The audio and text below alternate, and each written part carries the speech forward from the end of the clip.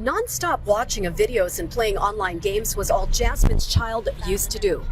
It was fine at first, but she soon noticed a major change in her daughter.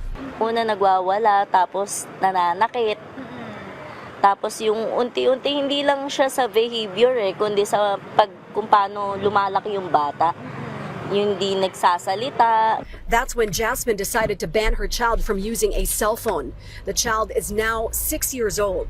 Binaban ko siya sa phone, tapos more on magkaroon ng time sa kanya. Para malibang, hindi na siya masyado nagtatantrums. Hindi na siya nananakit. Amid violence linked to some digital platforms, President Ferdinand R. Marcos Jr. says he is open to banning or suspending online sites that could harm children. Sa lahat maaaring gaming apps, lahat ng pwedeng masabing makakasira sa ating mga kabataan at sa bansa natin, open po ang Pangulo na matanggal ang lahat ng yan. Malacanang made the statement following a recommendation from the Cybercrime Investigation and Coordinating Center, or CICC, to block the website that live-streamed the shooting of a student at a private school in Zamboanga City. According to the CICC, authorities reported the live stream to Meta 5 minutes after it was detected. But the video remained online for another 9 minutes before it was finally removed and was also reshared by some netizens.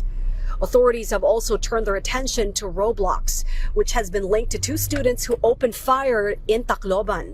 Kung hindi magkakaroon ng accountability ang anumang social media platform at para nababaliwala ang ating mga hiling para maproteksyonan ang ating mga kababayan laban sa karahasan, laban sa fake news, kung mabagal ang pagtugon, magandang pag-isipan at pag-aralan kung dapat silang manatili na parte ng ating sistema. In an increasingly digital world, Alvin closely monitors the website's access by his 3 children. While he worries about violent content, he says social media remains important as he mainly uses it to get information. Nandun na lahat May bagyo, yan. Katulad yun nga, informasyon. Kung may pasok o wala. Tapos kung ano nga yung nangyayari sa atin. Yung komunikasyon, lalo na yun, number 1 yun. The CICC is urging parents to closely monitor their children's behavior and keep the lines of communication open.